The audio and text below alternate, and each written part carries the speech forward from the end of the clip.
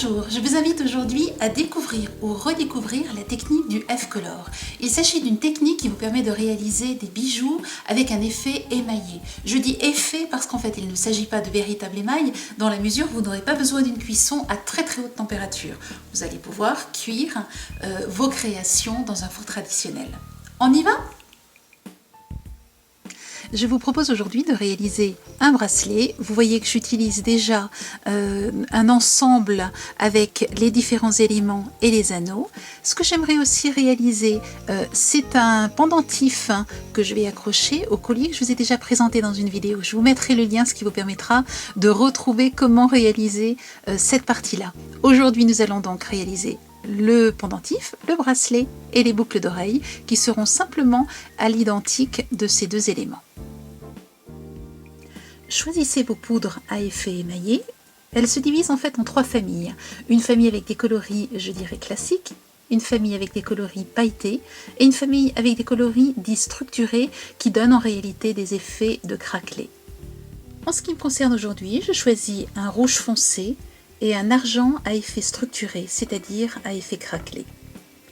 Pour chacun de ces flacons, je vais avoir besoin d'un tamis. Pensez à un tamis par flacon. Si c'est la première fois que vous pratiquez cette technique, je vous conseille le kit de base dans lequel vous avez le support de cuisson, vous avez deux éléments en U, deux plinthes en U, une spatule et du papier pour poncer le support, ce que nous allons faire tout de suite. Nous allons préparer les éléments en les ponçant. J'utilise ici un bloc à poncer, mais vous pouvez effectivement utiliser un papier à poncer. Nous ponçons de façon à bien faire adhérer ensuite la poudre sur les supports. Vous allez donc poncer le recto et le verso de chaque support.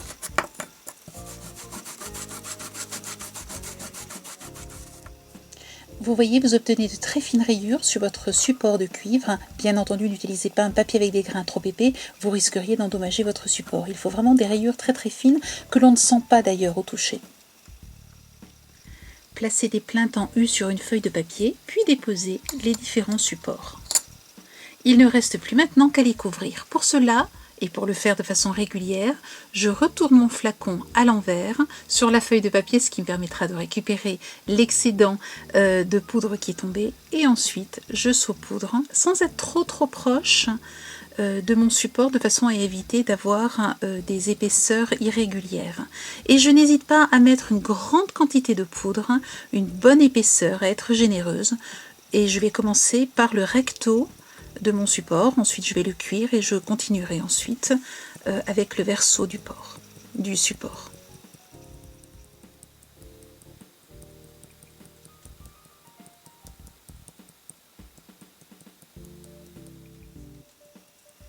J'utilise ensuite ma spatule pour venir placer les différents éléments sur les supports de cuisson. Alors mon support de cuisson est quelque peu usagé, ça fait une dizaine d'années qu'il est en service, mais il est toujours très fonctionnel.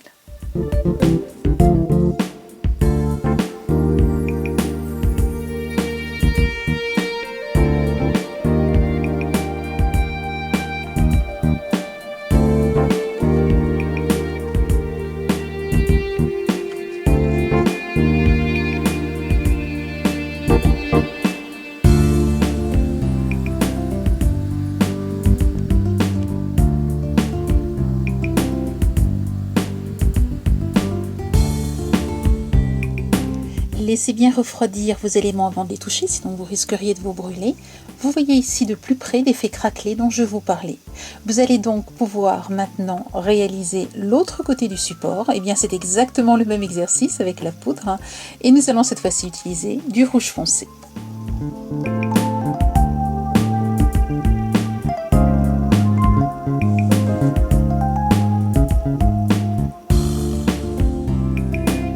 J'ai transféré maintenant ces éléments-là sur une nouvelle feuille de façon à pouvoir ajouter de la poudre, cette fois-ci argentée structurée, et de façon à pouvoir récupérer la poudre rouge et la replacer dans son flacon. Et je vais simplement ici rajouter un petit peu de poudre structurée sur mes supports.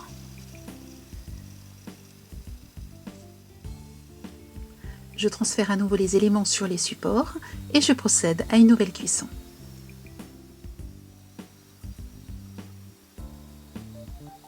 Il ne reste maintenant plus qu'à monter les différents éléments entre eux. Je ne vous en ai pas encore parlé, mais je range mes bijoux dans une boîte à bijoux, ce qui me permet d'avoir tous les éléments sous la main lorsque j'en ai besoin. L'avantage de cette boîte, c'est que vous pouvez dans un casier ranger 3 épaisseurs de boîte. Vous avez donc par couleur la possibilité de ranger vos perles avec des rocailles, des plus ou moins grandes perles, et ainsi de vous y retrouver très facilement. Pour réaliser les boucles d'oreilles, vous allez donc simplement utiliser une boucle d'oreille. Vous allez ouvrir ici l'anneau en tirant vers vous et vous allez ensuite passer simplement votre boucle d'oreille, votre support dans la boucle d'oreille. Et voilà, vous avez en très peu de temps réalisé votre boucle d'oreille. Vous allez bien entendu pouvoir la porter d'un côté ou d'un autre, à vous de choisir.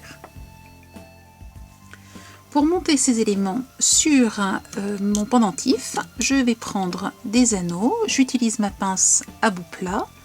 J'ouvre l'anneau, je glisse le support et je vais venir glisser ici sur le pendentif.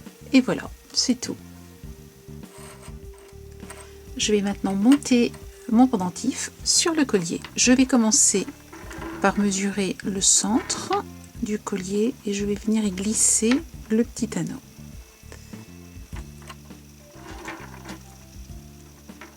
Il ne me reste plus qu'à rajouter mon pendentif et refermer l'anneau.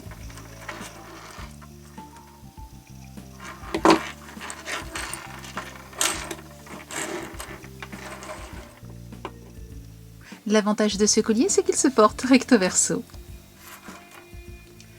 J'aimerais maintenant pouvoir placer cette perle sur mon bracelet. Je pars donc d'une tige avec un bout, vous le voyez ici, en boucle, et je vais rajouter une petite perle, tout simplement parce que le diamètre de ma perle est un petit peu trop épais, un petit peu trop large pour pouvoir le passer sans cette petite perle. Je rajoute donc une petite perle de chaque côté de la grande perle. Je vais maintenant légèrement couper à peu près 1 cm. Pour ça, j'utilise ma pince coupante.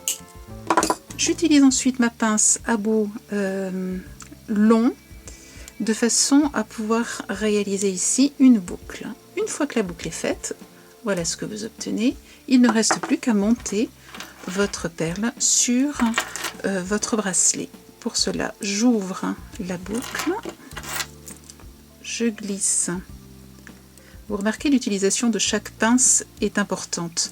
Ici, j'utilise la pince à bout plat. Pour tourner, pour réaliser l'anneau, j'ai utilisé la pince à bout pointu. Et pour couper, bien entendu, j'utilise la pince coupante.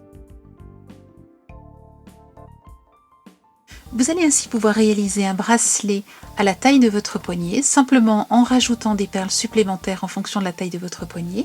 Vous pouvez aussi choisir, donc ce bracelet va se glisser directement dans le poignet, mais vous pouvez aussi choisir de placer, si vous voulez, un bracelet beaucoup plus serré à votre poignet, de placer un fermoir aimanté, ce qui fait qu'il sera très facile pour vous de mettre votre bracelet, et vous voyez qu'il est très résistant, il ne s'ouvrira pas tout seul.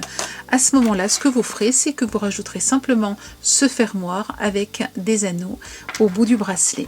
Et voilà, vous pouvez donc maintenant porter votre ensemble, tantôt d'un côté, tantôt d'un autre.